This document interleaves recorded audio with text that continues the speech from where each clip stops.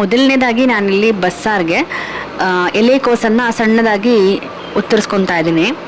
ಇದನ್ನೆಲ್ಲ ಕಟ್ ಮಾಡಿದ ನಂತರ ನಾನು ಇದನ್ನು ಒಂದು ಬೌಲ್ಗೆ ಹಾಕ್ಕೊಂಡು ಸ್ವಲ್ಪ ಸಾಲ್ಟ್ನ ಬೆರೆಸಿ ಚೆನ್ನಾಗಿ ವಾಶ್ ಕೂಡ ಮಾಡ್ಕೊತಿದ್ದೀನಿ. ಸಾಲ್ಟ್ ಏನಕ್ಕೆ ಹಾಕಿ ವಾಶ್ ಮಾಡ್ಕೊತೀನಿ ಅಂತ ಅಂದರೆ, ನಾವು ಈಚೆಯಿಂದ ತಂದಿರ್ತೀವಿ, ಏನಾದರೂ ಹುಳ ಅಥವಾ ಏನಾದರೂ ಸಣ್ಣದು ಕೀಟಾಣುಗಳಿದ್ರೆ ಅದರಲ್ಲಿ ಸಾಯ್ಲಿ ಅಂತ ಅದನ್ನೆಲ್ಲ ನೀಟಾಗಿ ವಾಶ್ ಮಾಡಿಕೊಂಡು ನೆಕ್ಸ್ಟ್ ನಾನು ಇದನ್ನು ಸೊಪ್ಪು ಸೋರು ಹಾಕೋ ಜರಡಿನಲ್ಲಿ ನೀಟಾಗಿ ನೀರೆಲ್ಲ ಇಳಿಯೋ ತನಕ ಸ್ವಲ್ಪ ಹೊತ್ತು ಬಿಟ್ಬಿಡ್ತೀನಿ, ನೀರೆಲ್ಲ ಸೋರೋ ತನಕ. ಬಿಸಿಲು ಎಷ್ಟು ಇದೆ ಅಂದರೆ ಈ ಬೇಸಿಗೆಗೆ ಈ ಥರ ಸೊಪ್ಪು ಸಾರು, ಬಸ್ಸಾರು, ಪಲ್ಯಗಳನ್ನ ತಿನ್ನೋದ್ರಿಂದ ಒಳ್ಳೆಯದು. ಹಾಗೆ ನಾನಿಲ್ಲಿ ತೊಳೆದಿಟ್ಕೊಂಡಿರೋ ತೊಗರಿಬೇಳೆಗೆ ಒಂದು ಅರ್ಧ ಚೊಂಬಷ್ಟು ನೀರು ಹಾಕ್ಕೊಂಡು ಹೆಚ್ಚಿಟ್ಕೊಂಡಿರೋಂಥ ಎಲೆಕೋಸನ್ನೆಲ್ಲ ಬೆರೆಸ್ಕೊತಾ ಇದ್ದೀನಿ ವಿಜಿಲ್ ಹೊಡ್ಸ್ಕೊಳ್ಳೋಣ ಅಂತ. ಸ್ವಲ್ಪ ರುಚಿಗೆ ಎಷ್ಟು ಬೇಕಷ್ಟು ಸಾಲ್ಟ್ ಆ್ಯಡ್ ಮಾಡಿಕೊಂಡು ಹಾಗೆ ನಾನು ಇದಕ್ಕೆ 4 ರಿಂದ 5 ಹಸಿರು ಮೆಣಸಿನ್ಕಾಯಿನ ಹಾಕ್ಕೊಳ್ತಾ ಇದ್ದೀನಿ. ಇದನ್ನು ಒಂದು ವಿಜಿಲ್ನ ಕೂಗಿಸ್ಕೊತೀನಿ. ಪ್ಯಾನ್ಗೆ ಸ್ವಲ್ಪ ಬೆಳ್ಳುಳ್ಳಿ ಹಾಗೆ ಒಂದು ಸ್ವಲ್ಪ ಆನಿಯನ್ನ ಎರಡನ್ನೂ ಹಾಕಿ ಚೆನ್ನಾಗಿ ನಾನು ಫ್ರೈ ಮಾಡ್ಕೊತೀನಿ, ಸ್ವಲ್ಪ ಕೆಂಬಣ್ಣ ಟರ್ನ್ ಆಗೋ ತನಕ.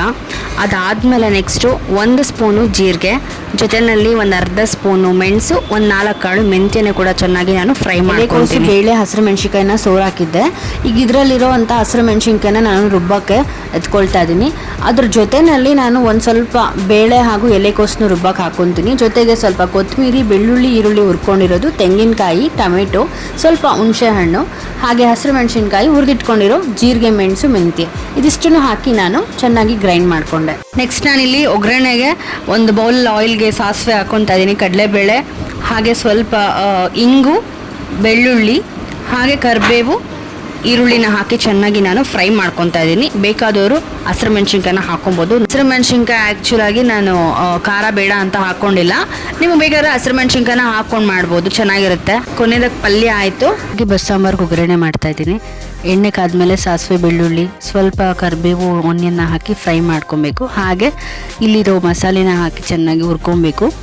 ಎಲೆಕೋಸು ಬೇಳೆ ಬೇಯಿಸಿರೋ ನೀರಿರುತ್ತಲ್ಲ ಅದನ್ನು ಹಾಕಿ ರುಚಿಗೆ ಎಷ್ಟು ಬೇಕಷ್ಟು ಉಪ್ಪನ್ನು ಹಾಕಿ ಕುದಿಸ್ಕೊಬೇಕು. ಸಾಂಬಾರನ್ನ ಒಂದು 5 ರಿಂದ 6 ನಿಮಿಷ ಕುದಿಸ್ಬೇಕು. ಸಾಂಬಾರು ರೆಡಿ ಆಯಿತು. ತಟ್ಟೆಗೆ ಬಿಸಿ ಮುದ್ದೆ ಹಾಗೂ ಪಲ್ಯ, ಬಸ್ ಸಾಂಬಾರನ್ನ ಹಾಕ್ಕೊಂಡು ನಾನಂತೂ ಊಟ ಮಾಡಿದೆ.